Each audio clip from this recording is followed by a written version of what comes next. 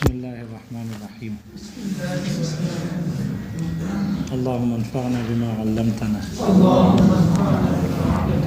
وعلمنا ما ينفعنا اللہم الہمنا مراشد امورنا وقنا شرور انفسنا ربنا تقبل منا انک انت السمیع العلیم.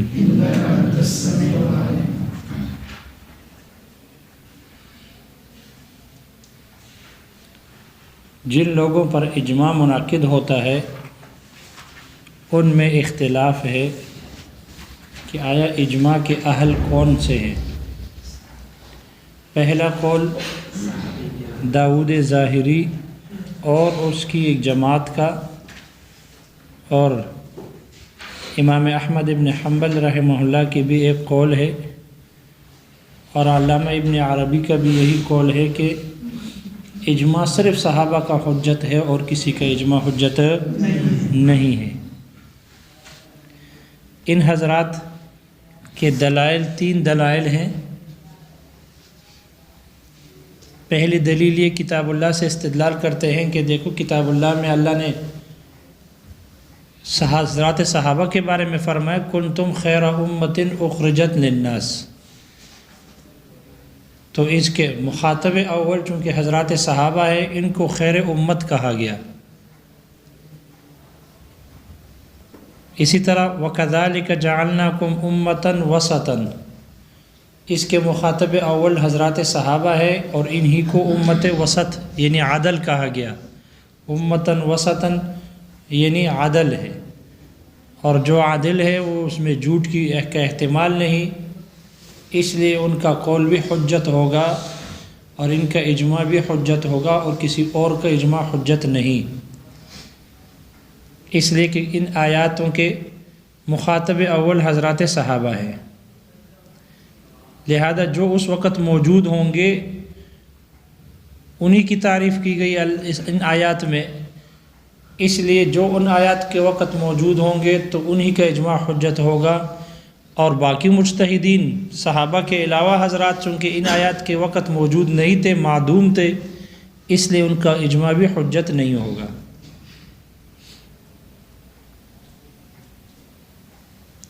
اسی طرح احادیث میں آپ علیہ الصلوۃ والسلام نے صحابہ کی تعریف کی ہے، ان کی مدح کی ہے، تو یہ ان کے حق ہونے پر دلالت کرتی ہے، اور اس بات پر دلالت کرتی ہے احادیث کہ حق انہی میں منحصر ہے، انہی کا اجماع حجت ہے،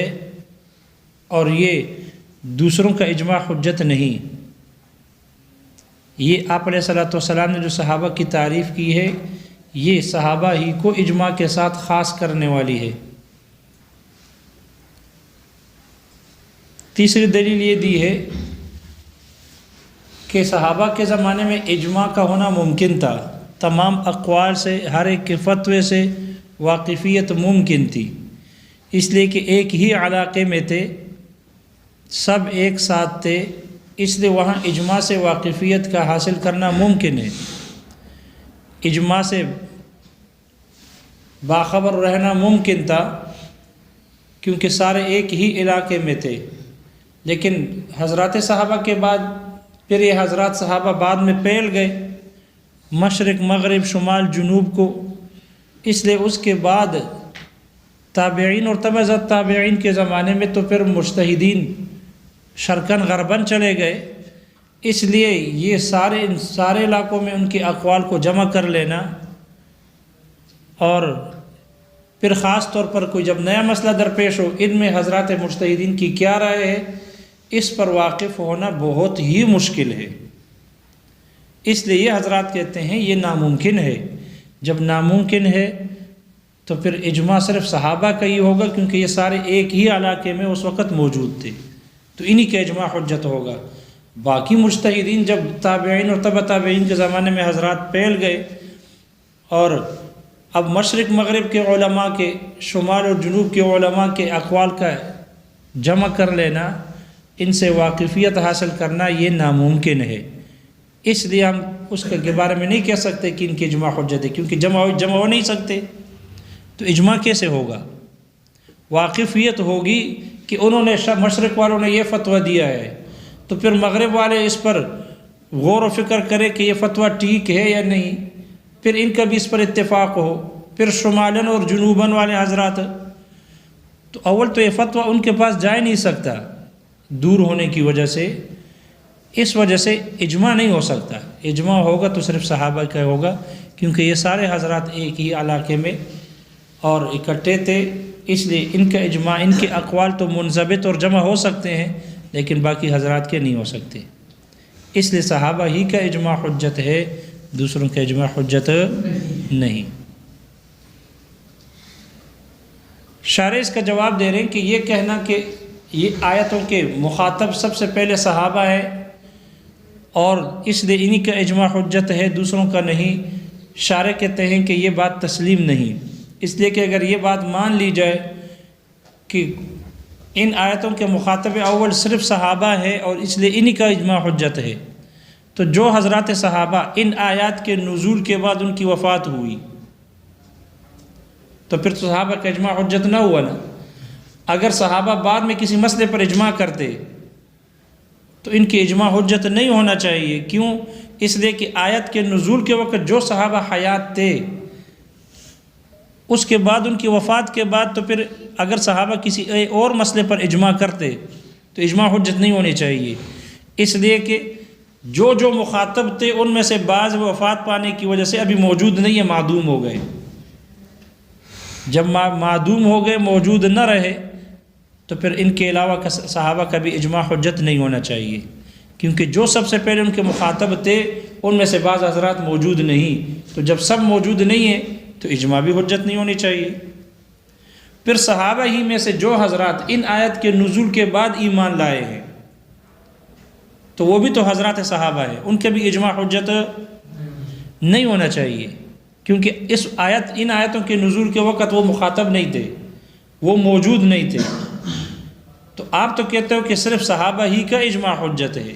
حالانکہ یہ بھی حضرات صحابہ ہے لیکن آیت کے مخاطب نہیں ہیں، آیت کے نزول کے وقت موجود نہیں، معدوم تھے۔ تو اگر یہ آپ اس کو دلیل بناتے ہو کہ چونکہ یہی موجود تھے تو موجود ہی کا قول حجت ہوگا، معدومین کا نہیں ہوگا، تو پھر جو حضرات صحابہ ان آیتوں کے نزول کے بعد ایمان لائے ہیں صحابہ، ایمان بعد میں لائے تو وہ ان آیتوں کے وقت موجود نہیں تھے، تو ان کا اجماع بھی حجت نہیں ہونا چاہیے، حالانکہ آپ نے ایک فرض کیا ہے کہ اجماع صرف صحابہ ہی کا حجت ہے، یہ ہے صحابہ لیکن آیتوں کے نزول کے وقت موجود نہیں تھے، معدوم تھے۔ وہ یہ جواب سمجھ میں آ گیا؟ اس لیے یہ کہنا کہ جو آیت کے مخاطب ہیں بس وہی انہی کا اجماع حجت ہے، دوسروں کا نہیں ہے، یہ درست نہیں، وگرنہ اس سے تو پھر یہ بھی لازم آئے گا کہ جو صحابہ ان آیتوں کے مخاطب ہیں احکام کے وہی مکلف ہیں، یہ احکامات انہی کے لیے ہیں جو اس وقت معدوم تھے، احکامات کے مخاطب بھی وہ نہیں ہیں۔ جب اجماع کے مخاطب نہیں ہے تو پھر آیتوں کے مخاطب نہیں ہے تو احکامات کے بھی مخاطب نہیں ہوں گے، یہ احکامات صرف انہی صحابہ کے لیے ہوں گے جو اس وقت آیت کے نزول کے وقت موجود ہوں، حالانکہ یہ صریح غلط ہے، یہ صراحتاً باطل ہے۔ جیسے احکام کے لیے مخاطب حضرات صحابہ اور دوسرے حضرات تابعین، تبع تابعین اور بعد کی قیامت تک کے لوگ اس احکامات کے مخاطب ہیں، تو اجماع بھی انہی سب کا اجماع حجت ہوگا، صرف حضرات صحابہ کا اجماع حجت قرار دینا درست نہیں۔ دوسرے استدلالوں نے حدیث سے کیا کہ آپ علیہ الصلوۃ والسلام نے صحابہ کی تعریف کی ہے، مدح کی ہے، تو اس کا جواب یہ دیا ہے کہ صحابہ کی تعریف کرنا اس کی فضیلت پر تو دلالت کرتا ہے، لیکن ان کے علاوہ کے اجماع کی حجت ہونے کی نفی تو نہیں ہو رہی، ان کے علاوہ حضرات کی اجماع کی نفی نہیں ہوتی، یہ تقاضا نہیں کرتا اس بات کا کہ صحابہ کے علاوہ کا اجماع حجت نہیں، اس لیے کہ جیسے صحابہ کی تعریف میں آپ علیہ الصلوۃ والسلام نے تعریف کی ہے اور ان کے بارے میں احادیث موجود ہے، اسی طرح تو امت کی عصمت پر بھی آیات موجود ہے، احادیث موجود ہے۔ آپ علیہ الصلوۃ والسلام نے پوری امت کو معصوم قرار دیا ہے، جیسے کہ آپ علیہ الصلوۃ والسلام نے فرمایا ان اللہ لا یجمع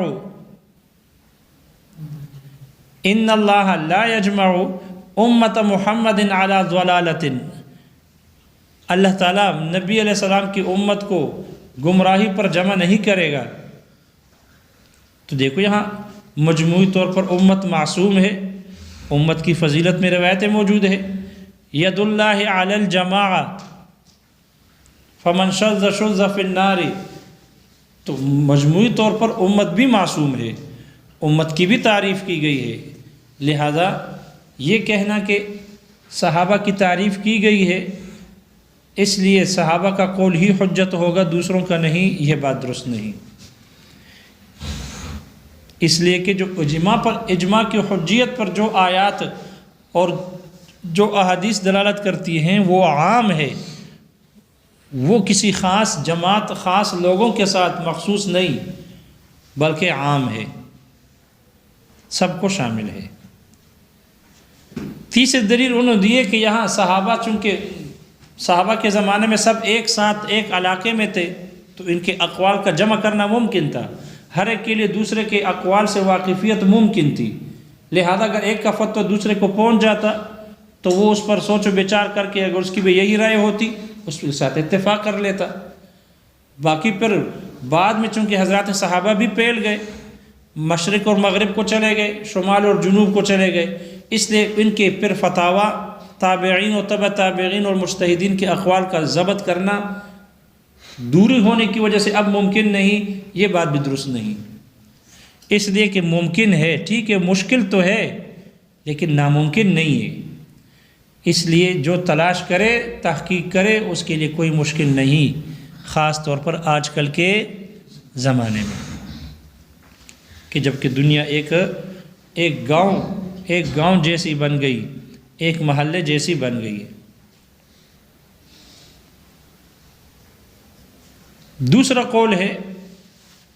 امام مالک رحمہ اللہ کی طرف اس کی نسبت کی گئی ہے، امام مالک رحمہ اللہ فرماتے ہیں کہ اجماع صرف اہل مدینہ کا حجت ہے،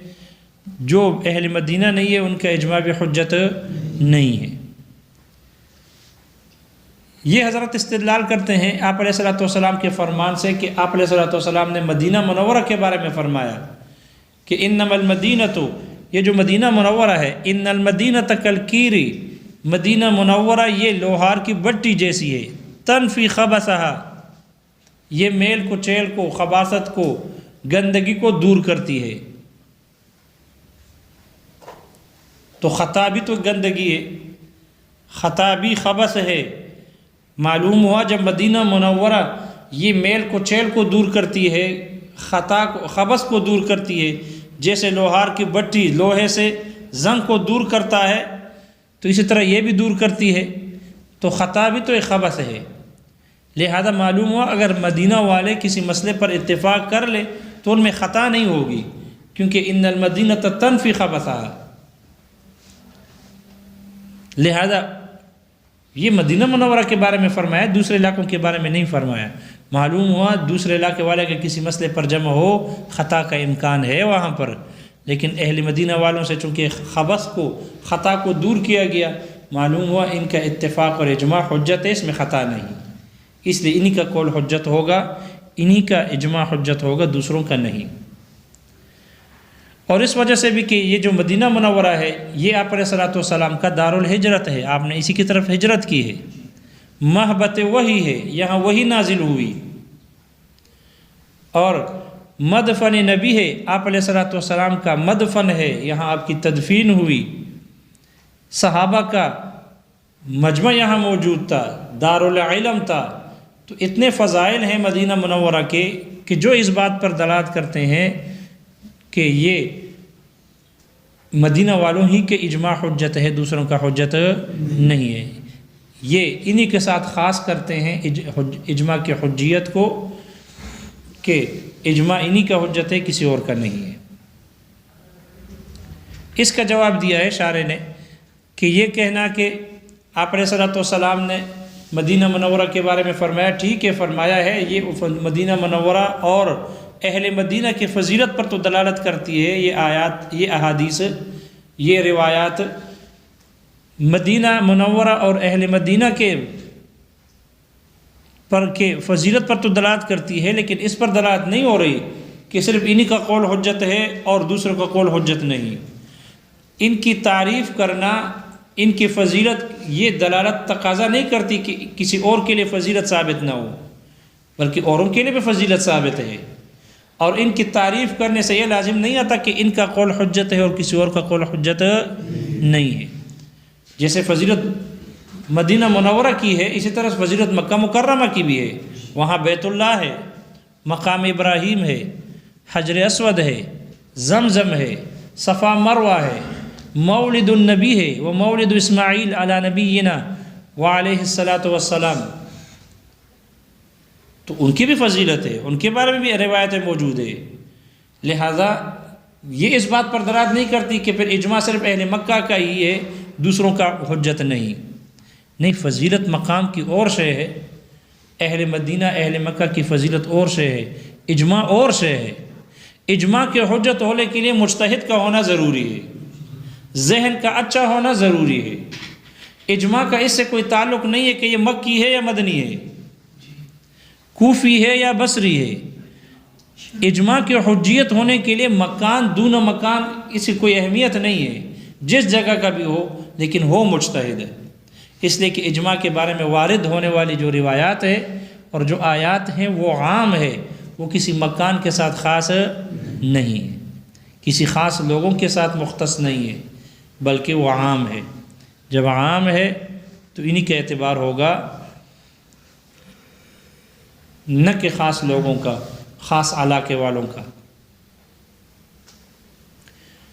تیسرا قول یہ ہے کہ مصنف نے کہا کہ بعض حضرات نے کہا ہے کہ اجماع صرف آپ علیہ الصلوۃ والسلام کے اولاد کا ہے،